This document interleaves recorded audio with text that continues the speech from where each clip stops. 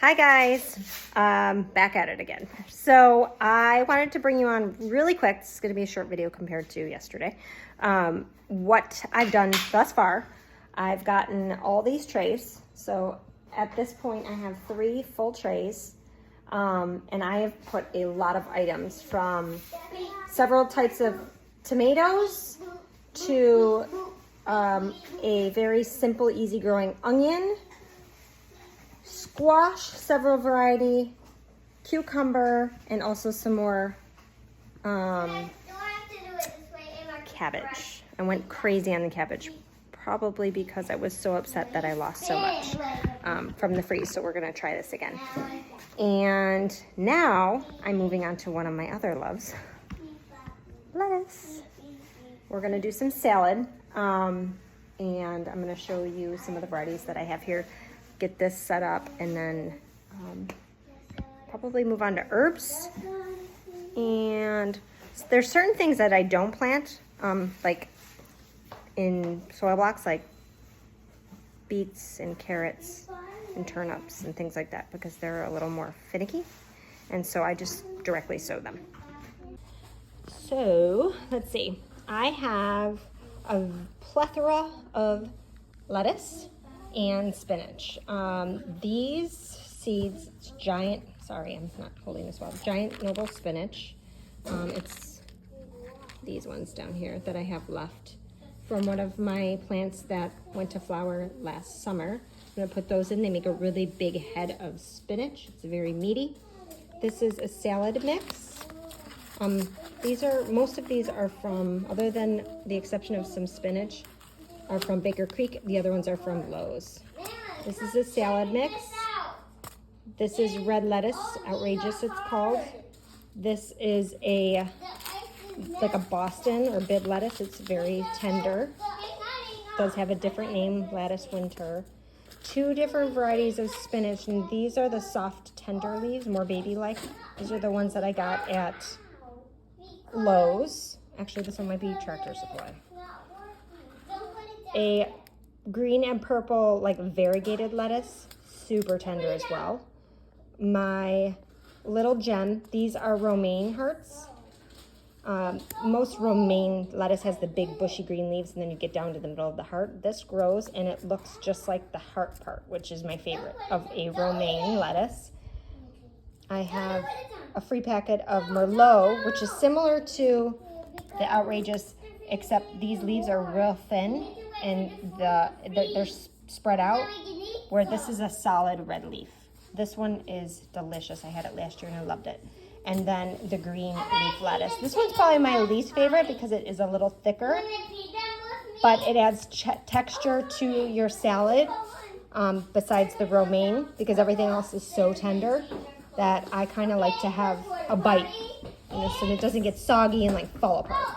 Also, one really good thing about the romaine and the Boston bib, or this one is called Landis Winter, they make really good wraps. And since we don't do carbs, we make sandwiches and different things, it's perfect. So you would really, really, really enjoy. I believe you would really enjoy this. So what I'm gonna do here, I think, let's see, how many varieties do I have? 1, 2, 3, 4, 5, 6, 7, 8, 9, 10. If I go length real long, let's see, 1, 2, 3, 4, 5. I only have 5 rows that way. So I'll probably do 2, 4, 6, 8, 10. I technically could do 2 rows of each variety of lettuce in here and have a little extra here, which I'll probably do a little more. Oh, arugula. That's the one I forgot to pull.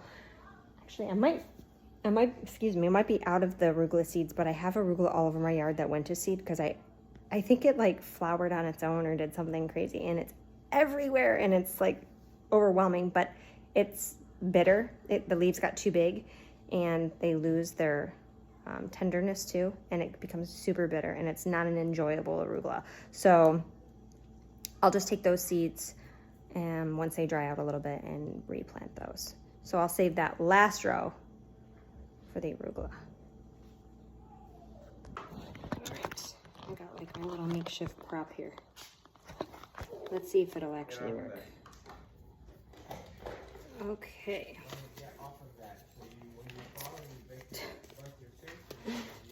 Don't bust your face. That could be bad. All right, let's start with the red leaf. So here, what I've been doing, let me grab one of my tools. I've actually been taking, I know it's gonna seem weird, but I'm taking, here, we'll start at this square here, a screwdriver, and I'm poking like 2 holes diagonal from each other. Let's see, like that, and just a little wiggle, wiggle. The seeds don't wiggle, wiggle, they roll. So, just like that. Can you see little holes? I should have probably went this way. I'll show you again. Hole here, hole here, hole here. Oh, I'm wiggling you guys. Here, here. See? So I'm just gonna poke them wherever, but you can just see what I'm doing. Okay. And I do them opposite of each other. And if one of the blocks looks a little bit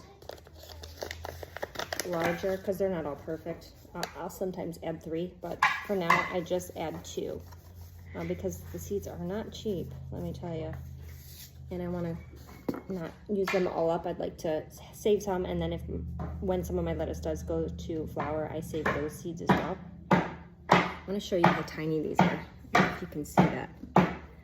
Like, I swear they're probably smaller than a sesame seed, so you have to be really careful. But I just take one between my fingernails, and I'll start at this end, or I'll start in the middle. I drop 1 seed per hole. And I do, like I said, I'm not overseeding as much as I did last year, but I still do overseed a little bit because not all seeds will germinate. And so I don't want to like only do 1 and then not get what I'm looking for and then miss the window for planting, and then I'm kind of out that season, if that makes sense. And the reason I had said in my last video that I overseeded and lost a bunch of stuff, I don't know that I was very clear about that, but so I did what I'm doing now last season, and everything got really big and beautiful, and I want to say maybe like 2 months or something. High plants, and some of them I had to transplant these blocks into bigger pots because obviously they're going to get root bound, and if they get root bound, they'll choke each other out, you know. And so I would separate them inside their own soil block and then transfer them into a bigger pot using the same mix. And so it was great, but then when we were putting in our larger bed, we kind of got it in a little bit later than I would have liked. And so, meaning later, like it was starting to get really hot. And so by the time I dropped an extra seed, so I'm just gonna move it over here and push it down. By the time I got all of my stuff into the ground, I wanna say probably about half of what I had planted, which was double what I have here, died. Because it just got so hot and I couldn't keep up with the watering at that point. So that's what I'm saying. I'm trying to kind of have quality control and quantity control and really like hone in and really pay attention to how we're watering and fertilizing and really making the best of our gardens. Okay, so that's 1 full row of the outrageous red leaf here. I'm gonna do 2 rows of everything, and then I will label them just like I did yesterday. Let me just put these back because I don't want to drop them, and it's time consuming for you to sit and watch me do every single seed. But I will show you. I usually use my fingers. I clean my nails real good, but what I'll do is I'll take and I'll just gently push the soil. I'll either push it down like that or push the soil over top. I don't pack my seeds. Like I literally gently put a tiny little cover over it And that's it. I'll lift you up so you guys can see. So it was this row here, see? And so I just kind of gently covered it down. And then like over here, the only thing I did different on this side over here with all my squash is that I sideways pressed the seed into the soil just so you could barely see the tip of it. And then I sprinkled some extra on top. Because again, I don't want to like bury it and stuff it down in. I just wanted to gently put it in the soil and then added a little sprinkling over top right there. The rest of them, I did the same thing. I made a little hole, dropped the seed in, and then just gently covered it with what was already there. So I'm gonna finish this, and then that's it. Now we wait. Most packets say, well, depending on the product, a week to 10 days to 20 to 30. Germination's usually within a week. And germination means like the initial sprouting of the seed, but then it obviously takes longer to grow into full size. And by the time I'm ready to have a healthy, I would say 3 to 4 inch plant, if not bigger, our frost will be gone and everything will start to go in by probably the beginning of March, as long as we know we're good and clear. And then we'll just continue forward. And usually by, oh golly, I would say July, the end of July, things are starting to die off because it's so hot here. We're thinking, we're pretty sure we're going to create a, what do they call them, like caterpillar tunnel, or like a shaded hoop house over our large bed, and try to see if we can maybe prolong our grow time with that. Roman is trying to roller skate. So yeah, that's it. Thanks for coming along. Just wanted to show you that. I'll show you the progression as they sprout and germinate.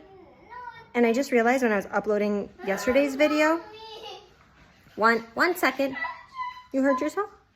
Do you want me to come help you? Oh, okay, I'll be right there. I'll be right there. When I was going through, I use a free editing tool to help, make my videos.